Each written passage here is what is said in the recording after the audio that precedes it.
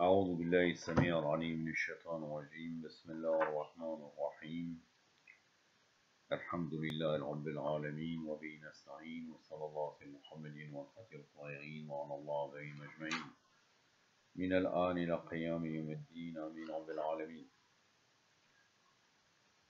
Une vidéo de la jurisprudence de la secte Bakri appelée la parité, bien sûr la parité entre parenthèses, dans le mariage selon la secte Bakri.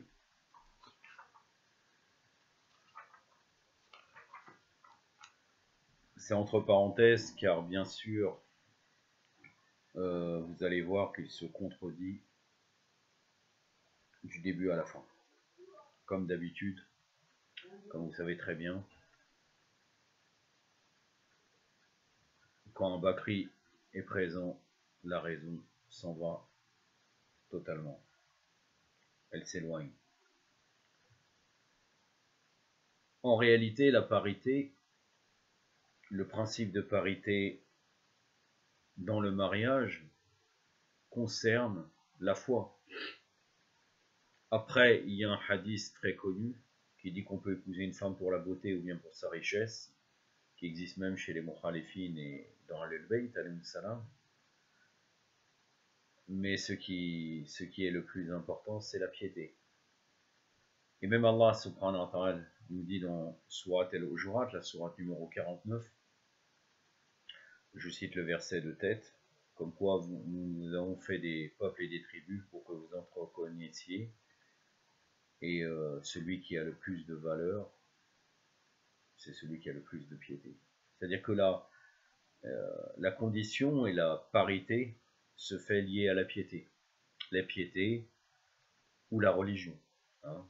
Les chiites entre chiites, Bakri entre Bakri, on n'épouse pas des juifs ou des chrétiens dans le mariage fixe pour l'homme, et pour la femme c'est encore plus restrictif. Vous allez voir qu'au départ ils défendent une position qui est semblable à Ahlul Bayt, et après ils se contredisent clairement et ils vont très très loin dans le sujet de parité. Quels sont leurs critères pour faire comme quoi on soit égaux dans un mariage. Donc toujours le livre Fiqh as-Sunnah pour les femmes. Que dit Sayyid Saber? En matière de mariage, on entend par kafaha, kafaha c'est le terme pour dire parité, le fait que le mari ait le même statut social que sa femme, le même niveau de culture, le même degré d'exigence morale et le même pouvoir monétaire. Ça c'est en contradiction, d'ailleurs ils vont démontrer que c'est en contradiction avec des exceptions, entre autres Bilal, ordonné à Ali, qui avait épousé quelqu'un qui n'était pas de même condition matérielle.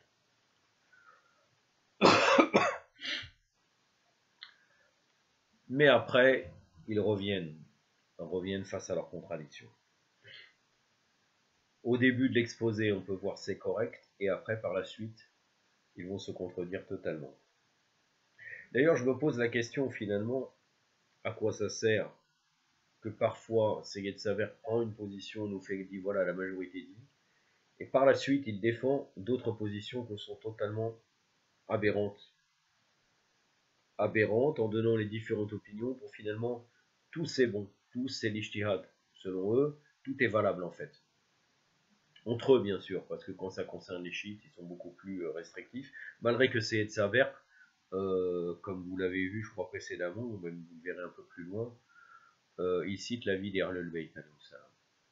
C'est-à-dire c'est quelqu'un qui est Bakri,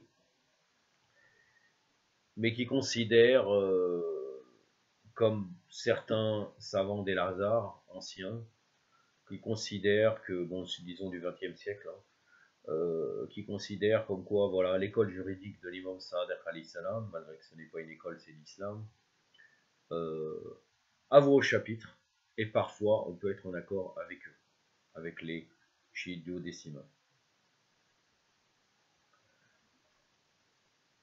Donc voilà, donc il dit que le même niveau de culture, le même statut social que sa femme, le même degré d'exigence morale et le même pouvoir monétaire, la parité des conjoints dans ces domaines est plus à même de garantir la réussite de leur couple et de minimiser les risques d'échec. Je ne dis pas qu'on ne peut pas avoir certains critères en se disant voilà, il faudrait qu'elle. Mais ce n'est pas le critère principal. Le critère principal, c'est la piété. Si réellement on arrive, même si c'est idéaliste, si on arrive à faire abstraction de cela, même si on n'aurait pas le même niveau, on peut avoir une vie épanouie dans la voie des Ahlul Bayt. Ibn Hazm le Zahiri, donc l'exotériste, hein, celui Zahiri, c'est celui qui prend les enseignements d'islam uniquement du côté extérieur. C'était une école venu de l'Andalousie. Son chef de file, c'était Ibn Hazm, c'était un juriste andalou, malékite, estime qu'il n'y a pas lieu de prendre en considération la parité entre les futurs conjoints. C'est ainsi qu'il a dit: tout musulman a droit d'épouser la femme musulmane qu'il veut, dès lors que ni l'un ni l'autre ne sont des fornicateurs. Donc les musulmans étant tous frères, on ne peut interdire à un homme de basse lignée d'épouser la fille d'un souverain hachémite. Quand un musulman qui s'est chargé d'un péché grave, il est habilité, sauf à épouser une pécheresse d'entre les musulmanes, dès que ni l'un ni l'autre n'a commis le péché de fornication. La preuve en cela est le verset coranique: les croyants sont des frères. Je ne vous cite pas en arabe, car ça n'a pas une valeur d'argument, même si ce qu'il dit là est tout à fait juste. Les croyants sont des frères, sourate 49, verset 10, ainsi que cet autre verset dans lequel Allah s'adresse à tous les musulmans: épousez ce qui vous plaira d'entre les femmes. Sourate An-Nisa, donc la sourate numéro 4, verset 3. Par ailleurs, Allah a clairement énuméré les femmes qui nous étaient interdites, puis il a dit: je vous ai rendu licite tout ce qui n'est pas compris dans l'énumération précédente. La sourate An-Nisa, toujours la sourate numéro 4, verset 24. De plus, on sait que l'envoyé d'Allah a marié Zainab, la mère des croyants, à Zaïd, son serviteur, et qu'il a marié El-Mikdad, Adiba, bint Zubair, bint Ibn Abdel Muttalib.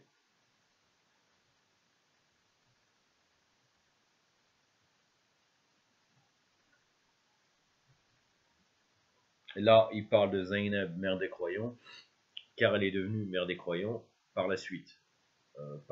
Mais avant, elle était mariée à Zaïd. Donc là, l'exemple, je ne sais pas si Zainab, quelle était sa condition précédemment. Apparemment, elle était de meilleures conditions que Zaïd, qui était un esclave, qui était le serviteur du prophète, sallallahu alayhi wa sallam, était marié à Zainab. Puis par la suite, le prophète sallallahu alayhi wa sallam, Zaïd, qui était son fils adoptif, le prophète, d'ailleurs j'avais parlé de ça dans une vidéo où j'avais répondu aux équivoques des Mukhalifin sur ce sujet-là. Puis par la suite, elle a épousé le prophète sallallahu alayhi wa sallam. Si nous disons que notre Créateur ne peut laisser un pécheur épouser une autre femme qu'une pécheresse, et une pécheresse épouser un autre homme qu'un pécheur, est-ce qu'aucun juriste autre que nous-mêmes ne défend? C'est parce qu'Allah dit: les croyants sont des frères, et parce qu'il dit ailleurs: les croyants et les croyantes sont en rapport mutuel de protection. Car en réalité, même si c'est un conseil, quand Allah subhanahu wa ta'ala nous dit: le fornicatrice va épouser le fornicateur, ce n'est pas une obligation. Lui, Ibn Hazm, en prenant l'extérieur des versets, il conclut que c'est obligatoire. Donc pour lui, la parité, c'est lié aux mœurs. Aux mœurs et à la piété. Pour un groupe de juristes, s'il y a lieu de considérer le principe de parité entre les époux, c'est seulement en ce qui concerne la droiture et les mœurs. Chose qui est reliée à même l'enseignement de Ahlul Bayt. Et ni la lignée, ni la profession, ni la richesse et autres considérations du même genre n'ont de raison d'être prises en compte. C'est ainsi qu'il autorise l'homme pieux de basse condition à épouser une femme de haute lignée, comme il autorise l'homme qui existe un métier de basse besogne à épouser une femme noble. Si le mariage était conclu avec le consentement de sa pupille, le tuteur n'a aucun droit de s'opposer à son mariage, ni de demander la séparation des conjoints, du fait que le mari est de condition inférieure. Si par contre le prétendant ne satisfait pas à la droiture morale exigée, il n'est pas habilité à épouser une femme pieuse. Ainsi, si le père marie de force sa fille vierge à un pécheur, celle-ci a le droit de demander la dissolution du mariage. Dans son Bidaya al-Mujtahid, Ibn Rushd, donc,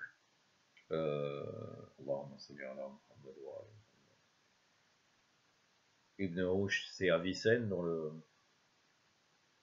Je ne pense pas, c'est Ibn Sina.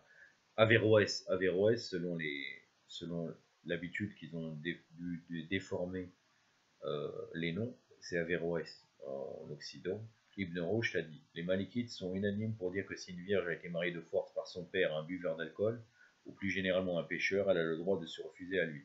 Le juge est alors fondé à examiner son cas et à les séparer. Il en est de même si le père marie sa fille à un homme dont les biens sont illicites, ou un homme qui invoque abusivement la répudiation à titre d'information solennelle. Vous voyez là, ça confirme exactement ce qu'on disait avant dans le mariage lié à la fille impubère ou pubère mais vierge, avec le père qui peut marier sa fille comme bon lui semble. Les tenants de cet avis se fondent sur les arguments suivants. Voilà, donc c'était le verset que je vous ai cité tout à l'heure, Sourate 49, donc Sourate al-Hujurat, la sourate des appartements privés, appelée aussi Sourate al-Akhlaq, parce qu'il y a beaucoup d'enseignements de l'éthique dedans. Le verset 13. Humains, nous vous avons créé d'un mâle et d'une femelle, si nous avons fait de vous des peuples et des tribus, c'est en vue de votre connaissance mutuelle. Et le plus digne au regard d'Allah, c'est celui qui se prémunit davantage, celui qui a plus de piété. Parce que taqwa, c'est la piété. Ce verset stipule clairement que les hommes sont égaux en tant que créatures d'Allah et qu'êtres humains, et que leur dignité ne se mesure qu'à la crainte qu'ils ont d'Allah lorsqu'ils s'acquittent de ses droits et des droits des hommes. Et Tiemerdi rapporte au moins une chaîne de transmetteurs qui qualifie de Hassan, d'après Abu al-Hatim al-Muzani, que l'envoyé d'Allah sallallahu alayhi wa sallam aurait dit, pour nous bien sûr c'est paradis, si un homme de vous apprécier la pratique religieuse et les mœurs se présente à vous, mariez-le, si vous ne le faites pas, attendez-vous à des troupes sur la terre, un grand désordre. C'est conforme, car même dans Al-Bayt, nous avons ce type de hadith. Les compagnons s'étonnèrent, ô envoyé d'Allah, et comment ne marie-t-on pas? Mais le prophète traitera par 3 fois, si un homme de vous apprécier la pratique religieuse et les mœurs se présente à vous, mariez-le.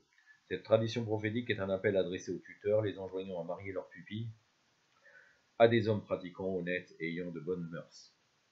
S'ils ne faisaient pas, ils préféraient considérer la lignée, la notoriété ou la richesse du prétendant, et s'en suivraient des troubles et un désordre incommensurable.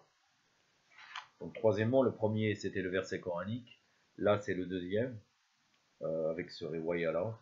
Troisièmement, Abu Daoud rapporte d'après Abu Huraira le hadith suivant, ô vous les Banu Bayyada, mariez donc Abu Hind à une de vos filles, et mariez-vous aux membres de sa famille.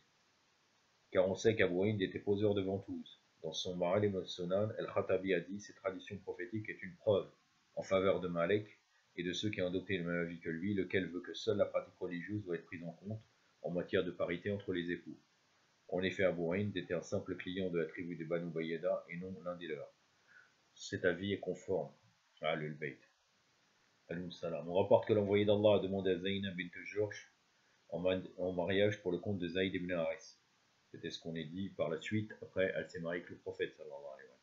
Elle et son frère Abdallah refusèrent sa demande du fait qu'ils étaient Qurayshites, qu'elle était la nièce du prophète et que sa mère était Umayma, fille de Abd al-Muttalib, et que Zaïd avait été esclave. C'est alors que fut révélé le verset coranique aux croyants, non plus qu'à la croyante, une fois que Allah a tranché avec son envoyé sur un cas, il ne reste plus de choix sur leur propre cas. Le frère de Zaynab dit ensuite au prophète, ordonne ce que tu veux, il l'a marié à Zaïd. Pardon.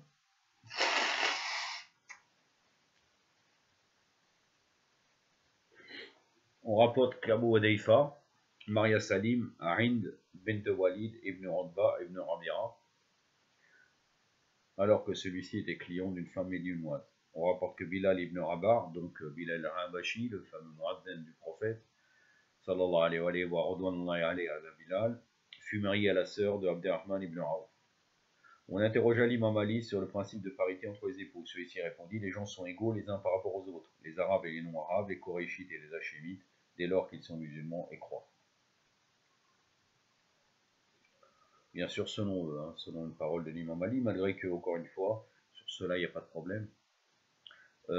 Si on cherche vraiment, bon après on pourrait aller plus loin, si on cherche dans l'interprétation, une interprétation plus profonde, quand on parle des différentes catégories des gens, les imams, alayhi salam, j'ai oublié quel imam, mais tous les imams l'ont répété d'une manière différente.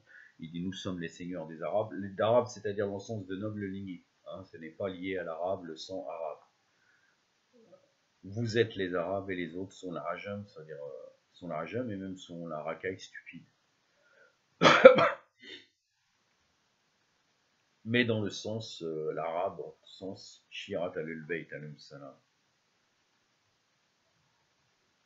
dans le sens qu'ils ont été gratifiés du message prophétique, sallallahu alayhi wa sallam. Il y a le bayt, alayhi salam. Mais en réalité, ce qui fonde leur catégorie et leur valeur, c'est le fait d'être soutien avec Ahlul Bayt, sinon il n'y a aucune valeur mise à part cela. En tout cas, l'imam Ali alayhi salam, d'après ce texte, et d'ailleurs c'est tout à fait juste, les gens sont égaux les uns par rapport aux autres, les arabes et les non-arabes, les korachites et les hachémites, dès lors qu'ils sont musulmans et croient. Tel est l'avis des Malikites, et Shurqani le Zaïdite a dit, tel est aussi l'avis attribué à Omar ibn Masoud, Mohammed ibn Sirin et Omar ibn Abdelaziz. C'est également l'avis qu'a fait prévaloir Ibn al-Qayyim dans son Zad el-Ma'ad.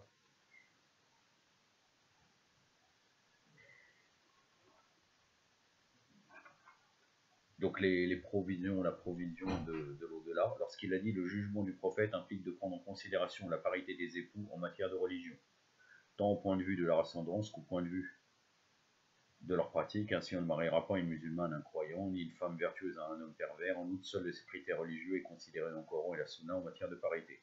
C'est ainsi que Allah interdit à une femme musulmane d'épouser un fornicateur, sans tenir compte de sa lignée, de sa richesse ou de sa profession, qu'il a permis à un esclave d'épouser une femme noble et riche, dès lors qu'elle est vertueuse et musulmane. De même qu'il a permis aux non-Korachites d'épouser des Korachites, aux non-Hachémites d'épouser des Hachémites, et aux hommes pauvres d'épouser des femmes nantis. Vous allez voir, bientôt on va arriver, la contradiction totale. Hein. C'est-à-dire là, on part d'un côté qui est correct, pour entrer par la suite à des choses qui sont totalement aberrantes. L'avis de la majorité des juristes sur cette question. Outre les malikites et les juristes qui ont été cités ci-dessus, lesquels considèrent que la parité exigée entre les époux attrait uniquement à la droiture et à la piété, entre parenthèses, parce qu'après il va dire autre chose, la parité, on est bien d'accord que c'est entre l'homme et la femme. Homme-femme, c'est d'une manière égale, c'est-à-dire on cherche que l'homme soit du même côté, c'est-à-dire là on parle de piété, soit d'une même parité que la femme et inversement. Je vous dis ça parce que vous allez voir après ce qu'il va dire, qui pour moi, je ne le comprends même pas en fait. Vous allez voir, tout à la fin de cet exposé. Outre les malikites et juristes qui ont cité ci-dessous, lesquels considèrent que la parité exigée entre les époux attrait uniquement à la droiture et à la piété, la majorité des docteurs à loi estiment qu'il faut ajouter à cela les critères suivants. Écoutez, d'après quoi ? Le lignage. Hein, là, on a dit comme quoi c'était la piété, mais là, on dit non. Le lignage. Car les Arabes sont d'égale naissance les uns les autres, et les Korachites sont d'égale naissance les uns les autres. Par conséquent, un non-arabe n'est pas de même naissance qu'une arabe. Là, ça commence. De même qu'un arabe n'est pas de même naissance qu'une Korachiite. Et alors, on en a pour preuve les sources scripturaires suivantes.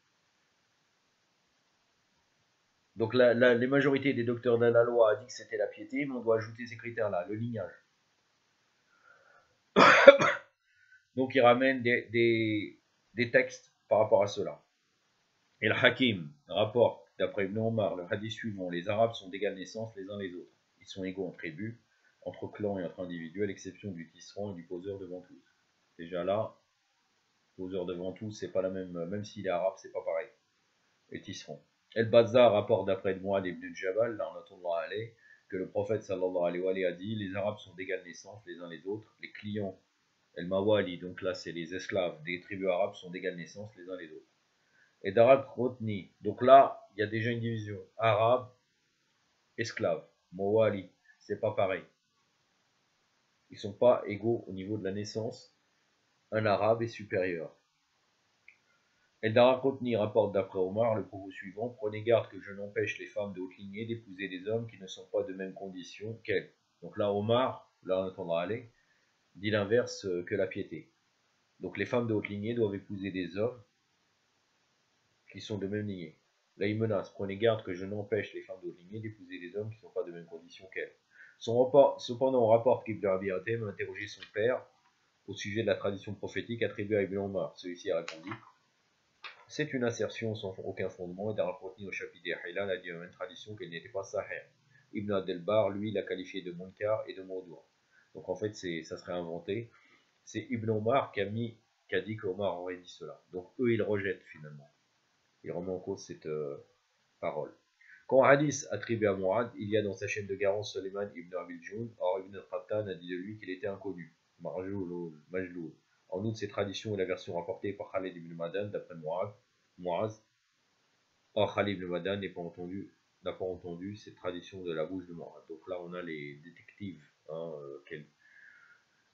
15 siècles après, que là, ils nous parlent, parce que tout cela, bon, même si c'est des textes anciens, tout ça là, ça s'avère qu'est du XXe siècle, donc là, il nous parle comme s'il était présent, il peut savoir s'il est inconnu, il n'est pas inconnu. Tout cela est très étrange. On en conclut qu'aucune des traditions traitant de parité et de lignage n'est fondée. Donc là, il rejette toutes ces traditions-là, concernant le lignage. Donc pour lui, c'est pas le lignage. Il affaiblit les hadiths à travers le ilm et le rijal. De plus, si les chafirites et les hanafites s'accordent à prendre en compte la parité en matière de lignage de la manière qui a été évoquée plus haut, ils divergent toutefois sur la hiérarchie respectée entre clans Qurayshi. Donc les chafirites et les hanafites acceptent qu'il faut prendre en compte le lignage pour épouser quelqu'un. Les hanafites estiment qu'un Qurayshite est de même condition qu'un hachimite. Allahu Akbar. Alors que les hachimites sont bien sûr supérieurs. Les Bani Hachem, dans lesquels il y a bien sûr les wasi, les imams alayhi salam. Par contre, les chafirites considèrent que le Qurayshite n'est pas de même condition que le hachimite ni le Muttalib, Ibn Abdel Muttalibite. Ils invoquent pour cela un hadith rapporté par Muslim d'après Wasila ibn Asqa, disant que l'envoyé d'Allah a dit, sallallahu alayhi wa alayhi, Allah a élu Kinana parmi les descendants d'Ismaël, puis il a élu Quraysh parmi les descendants de Kinana, puis il a élu les fils de Hachem parmi les descendants de Quraysh. Puis il m'a élu parmi les fils de Hachem, je suis donc la quintessence de la quintessence de la quintessence. Là, qui concerne le prophète, c'est pas encore une fois une histoire où parce que je suis hachémite, je ne peux pas être égaux au mariage, dans le mariage avec quelqu'un qui ne serait pas hachémite. Dans son Fath el-Bari, Ibn Hajar Asqalani a dit la vie le plus exact consiste à donner la précédence aux fils de Hachem et d'Abdel Muttalib sur reste des Koréchites, quand aux autres hommes ils sont à égalité les uns aux autres. Donc en fait les chaférites et les hanafites prennent en compte le lignage et ils divergent juste sur comment se passe la hiérarchie. Or, ce que dit Ibn Hajar n'est pas juste, sinon c'est que le prophète sallallahu alayhi wa sallam a marié sa fille à Ousmane ibn Affan, en Khayya et Kulsoum, et Abu al-Has ibn Rabi en Zainab, bien qu'ils aient été descendants de Abd Sham. On sait aussi que Ali a marié sa fille Kulsoum à Omar, chose entre parenthèses que par rapport à l'imam Ali, alayhi salam, c'est clairement faux.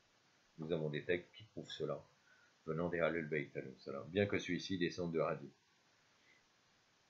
En tout cas, par rapport au prophète, ça reste juste par rapport à ses filles.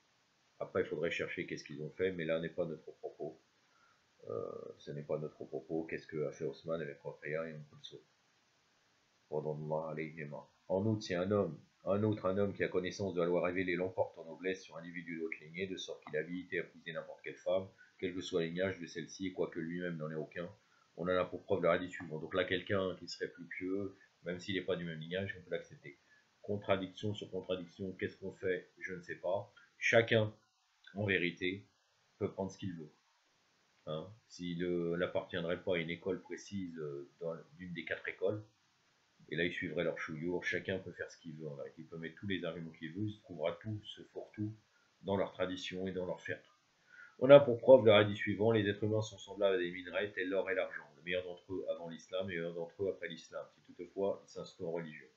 Citons également l'énoncé divin suivant, Allah élève ceux d'entre vous qui croient, et ceux qui ont été gratifiés de degrés dans la connaissance. Sourate 58, verset 11, ou encore Allah dit ceux qui savent serait-il à l'égal de ceux qui ne savent pas. Sourate 39, verset 9. Ce qui a été dit jusqu'alors concernait les Arabes. S'agissant maintenant des non-arabes, on a fait prévaloir à vis que leur lignage ne pouvait être un critère de parité valable. Ceci étant, on attribue à Shafiri et à la plupart de ses disciples l'avis contraire, à savoir que le lignage des non-arabes doit être pris en compte en matière de parité conjugale.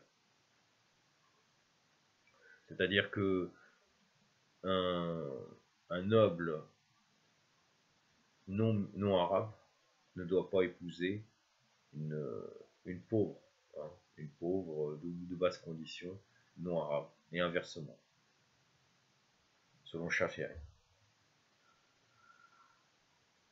En matière de, par analogie à celui des Arabes, en effet, si les non-arabes considèrent que le mariage de l'une des leurs avec un homme de condition inférieure est un outrage, la loi qui s'applique aux Arabes doit alors s'appliquer aux non-arabes, la raison d'être de cette loi étant une. L'appartenance à l'islam, c'est-à-dire la parité des conjoints quand l'appartenance de leur ascendant à l'islam. Leur ascendant, très très étonnant. Ce n'est pas le fait que quelqu'un se convertit, on regarde les ascendants, les parents, est-ce qu'ils étaient musulmans. Ce critère ne vaut que pour les non-arabes, les Arabes se targuant plus volontiers de leur généalogie que de l'islamité de leur ascendant. Donc là, un converti, un fils de converti qui aurait des parents musulmans, vaut plus qu'un converti qui vient de se convertir de fraîche date. Ainsi, si un homme converti à l'islam n'est pas de même condition qu'une femme qui est musulmane depuis plusieurs générations, on notera toutefois qu'un homme dont le père et le grand-père sont musulmans est de même condition qu'une femme musulmane depuis plusieurs générations, du fait que la connaissance du père et du grand-père étant suffisante pour connaître l'identité d'un individu, il n'y a pas lieu de remonter plus loin. Donc celui qui est converti, qui est dans une société musulmane, il est mal barré, en gros. Ou bien même qui est contre-converti, et celui qui vient de se convertir de fraîche date et qui a des parents, que des autres convertis ont des parents qui s'étaient déjà convertis, il est aussi mal barré. C'est là l'opinion d'Abu Hanifa et de Mohammed ibn Hassan, donc les Hanafites. Quand Abu Yusuf, il considère qu'il suffit qu'un homme ait un père musulman pour être de même condition qu'une femme musulmane depuis plusieurs générations, car pour lui on connaît l'identité complète d'une personne par la seule mention du père. Regardez maintenant la profession est un problème aussi.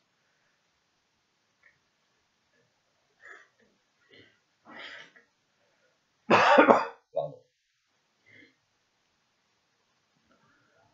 Si une femme est issue d'une famille dont les membres exercent un métier noble, l'homme qui exerce un métier de basse besogne ne sera pas à son égal. Ceci dit, on ne considérera pas les différences existant entre des professions proches les unes des autres. En outre, la noblesse ou la bassesse du métier exercé par le mari, cela apprécié en fonction des us et coutumes. Car un métier considéré comme noble en un lieu et à une époque donnée peut très bien être considéré différemment à un autre lieu et à une autre époque. Les légistes qui préconisent la parité des époux sur le plan professionnel se fondent sur la tradition prophétique mentionnée ci-dessus. Les Arabes sont d'égale naissance les uns les autres. Ils sont égaux entre tribus, entre clans et entre individus, à l'exception du tisserand et du poseur de ventouses, ce qui a été dit précédemment. On demanda à l'imam Ahmed ibn Hanbal, donc le chef de file des Hanbalites, comment se fait-il que tu fondes ton avis sur ces traditions appelées à déclare d'arif, c'est-à-dire faibles? Celui-ci répondit parce que l'usage l'a consacré. Donc là, c'est la coutume. Et très souvent, la coutume, la préférence prévalue sur le hadith prophétique. C'est une méthode qui est consacrée chez les mukhalifin. Parfois la coutume est en opposition avec tout texte de Coran et la Sunna, et c'est la coutume qui passe avant. C'est l'istirsan, etc. Peut-être qu'un jour, j'ai réfléchi à ça aujourd'hui d'ailleurs, ce matin. Il est possible qu'un jour je ferai des exposés sur ça en démontrant que, comme Shiryas al-Habib l'avait fait, il avait fait une série qui s'appelle Les gens de Sunna ou Les gens de la trahison. Et il avait démontré cela, que l'istirsan, d'après leur texte, ou bien la coutume, prévalut sur les textes prophétiques et le Coran. Là, c'est justement ça. Ahmed ibn Hanbal valide cela, malgré que la tradition est déclarée d'arif d'après leurs critères. Dans ce Morni, Ibn Qudama al-Maqdisi commente la parole de l'imam, donc Ibn Hanbal, en ces termes. Il veut dire par là que cette tradition est conforme à l'usage en vigueur. Donc même si elle est d'arif, elle est conforme à l'usage en vigueur, donc on accepte. En outre, les gens qui ont des métiers nobles et prestigieux considèrent ordinairement que le mariage de leur fille avec un homme qui exerce un métier de basse besogne, tel un tisserand, un tanneur, un balayeur ou un éboueur, les déprécie aux yeux d'autrui. Et l'usage a fini par consacrer la chose. Donc on le valide, cela. Voilà. On peut donc valablement assimiler ce sentiment de dépréciation sur le plan professionnel au sentiment de dépréciation sur le plan généalogique, tel en tout cas l'avis des Shafi'i, ainsi que celui de Mohammed ibn Hassan et Abu Yusuf parmi les Hanafites. Les Hanafites, on attribue également cet avis à Ahmed et à Abu Hanifa. Notons toutefois que dans une version attribuée à Abu Yusuf, celui-ci fait prévaloir l'avis que la majorité des époux sur le plan professionnel ne doivent pas être pris en compte que lorsque la disparité entre eux est trop excessive. Maintenant, un autre critère très intéressant Et j'en aurai terminé avec leurs critères. Et après, on va voir la contradiction pour finir la conclusion. La richesse. Les chaférites ne sont pas tous d'accord sur cette question. D'aucuns estiment qu'il faut tenir compte du critère de parité entre les conjoints en matière de richesse. C'est-à-dire qu'un pauvre ne peut pas épouser une riche. Et inversement. Et considèrent qu'un homme pauvre n'est pas habilité à épouser une femme nantie. Ceci invoque la tradition rapportée d'après Samura ibn Jundud, qui a une longue histoire d'un ennemi qui a tué des milliers de gens à Koufa. Vous pourrez vous renseigner à l'époque de Hajjaj ibn Yusuf al-Saqafi. Et d'ailleurs, la règle, c'est-à-dire il n'est aucunement un critère, la règle de ni préjudice ni gêne à autrui en islam vient d'une histoire qui a été basée à l'époque du prophète, sallallahu alayhi wa sallam, avec une histoire de palmier. Je ne vais pas revenir, j'en avais déjà parlé.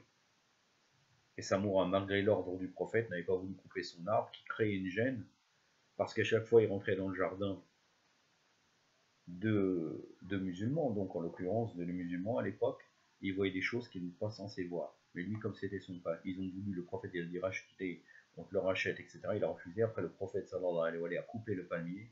Il a dit non, il n'y a ni préjudice ni gêne face à autrui. C'est pas parce que tu as une obligation que tu dois gêner les gens.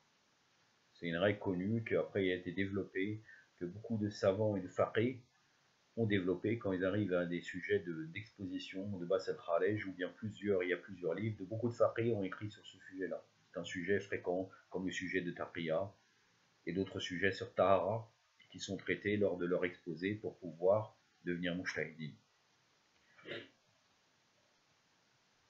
Donc ce critère-là, ni préjudice, ni gêne, en islam, on la développe dans différents domaines.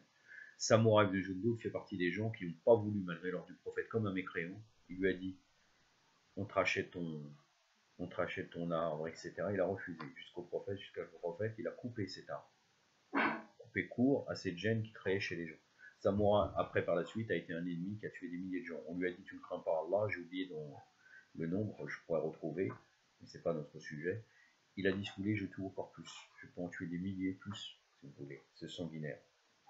Safa. Donc la tradition rapportée d'après Samoura, disons que le roi d'Allah sallallahu alayhi wa sallam aurait dit, la notoriété et le hasab consiste à avoir de l'argent, la noblesse à avoir la crainte d'Allah.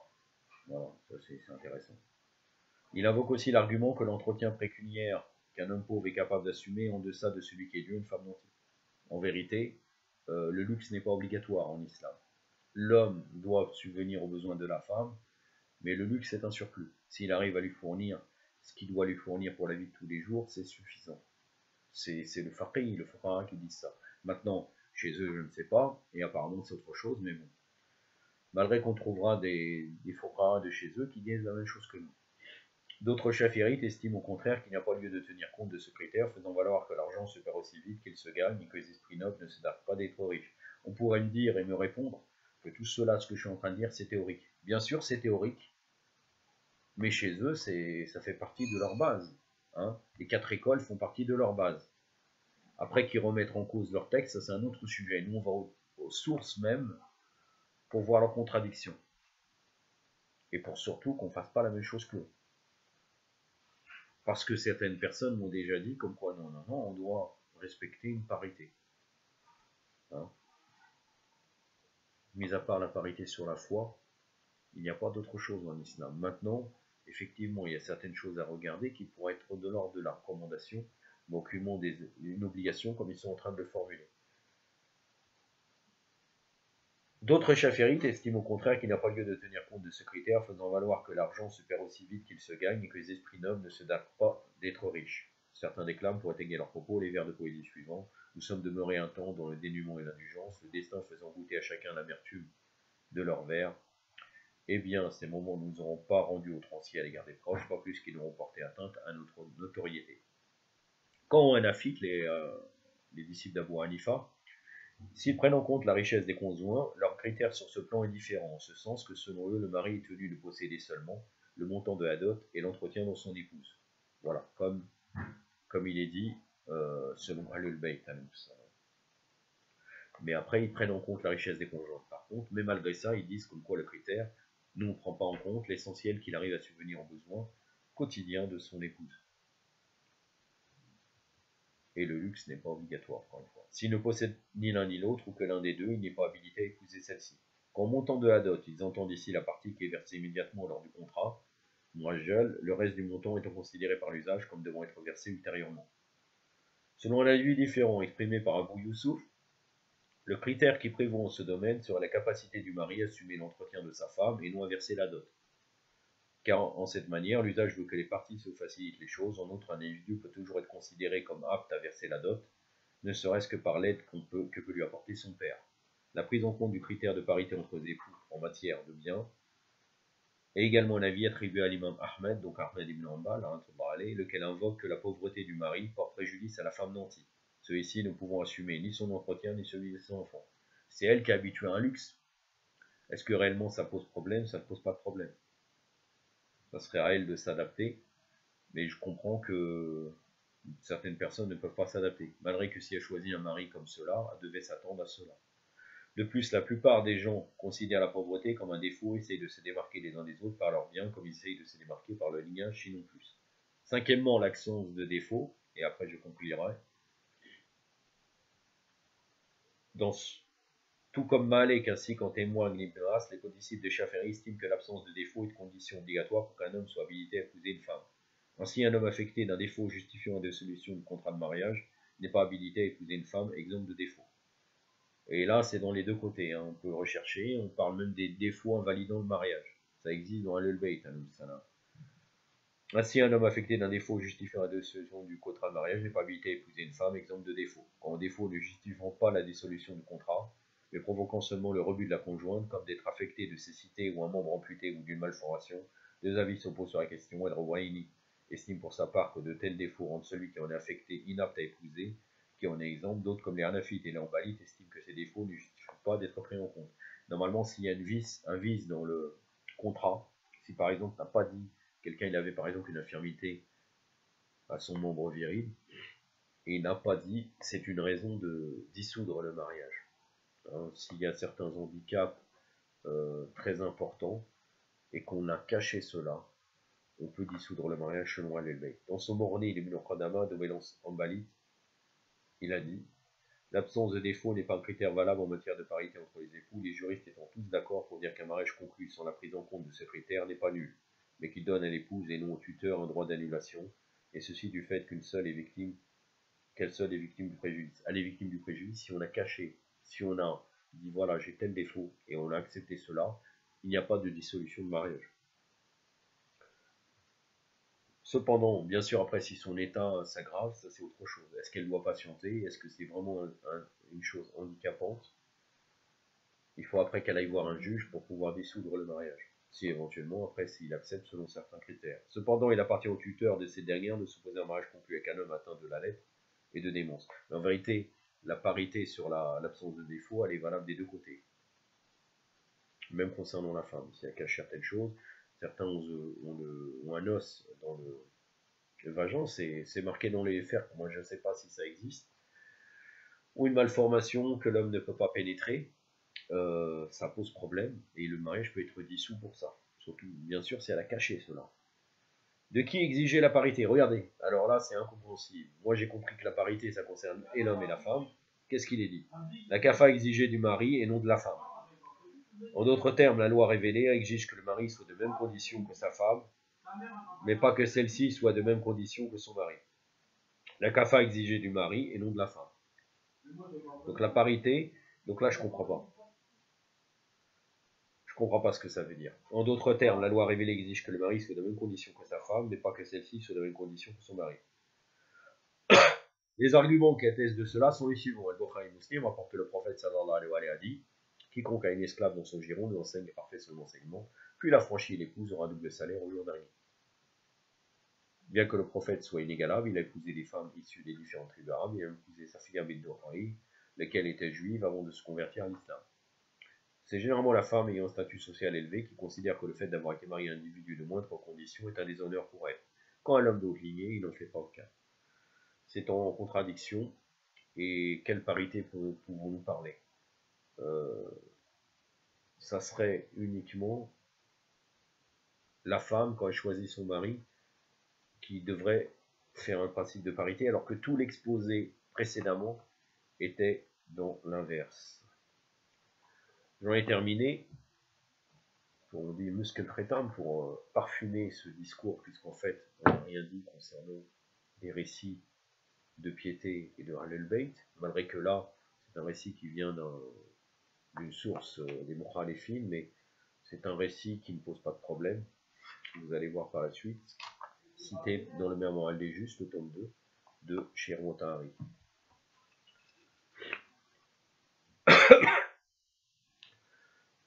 La page 70, le récit 103, le message de Saad. L'aventure tumultueuse et affligeante d'Ohod parvint à son terme. Si les musulmans avaient commencé par faire mordre à la poussière un groupe de vaillants païens, coréchites, et les avaient contraints à prendre la fuite par une lourde attaque et un combat loyal, la négligence et le désistement d'un certain nombre de soldats ne tarda pas à entraîner un retournement de situation, et les musulmans pris au dépourvu donnèrent un grand nombre de victimes.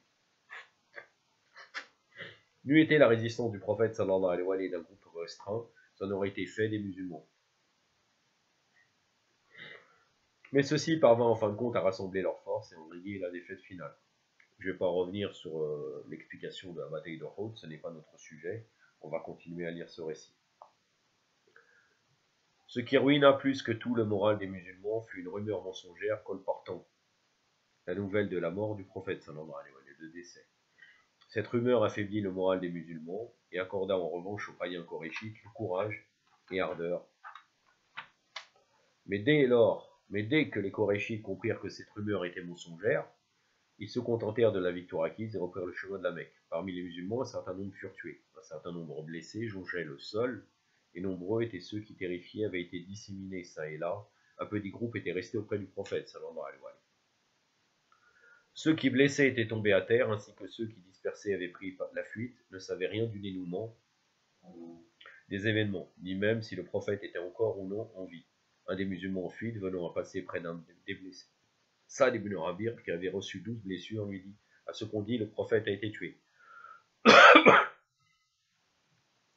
Mais le Dieu de Muhammad, Allahumma salli ala Muhammad wa ali Muhammad, est vivant et ne mourra jamais, lui répondit Saad. Qu'attends-tu pour aller défendre ta religion? Notre devoir n'était pas de défendre la personne du prophète pour que l'affaire soit classée s'il était tué, c'est-à-dire notre objectif était de défendre l'islam. C'est d'autres religions que nous avons défendues et cette question subsiste. Le prophète sallallahu alayhi wa sallam de son côté nommait un à un ses compagnons pour voir qui était vivant et qui était mort, qui des blessés était guérissable et qui ne l'était pas, qui est volontaire, dit-il, pour me rapporter une nouvelle exacte de Saad ibn Rabia. Je suis prêt, dit un Ansar. L'homme Ansar partit donc et trouva Saad au nombre des morts, mais il restait encore en lui un souffle de vie.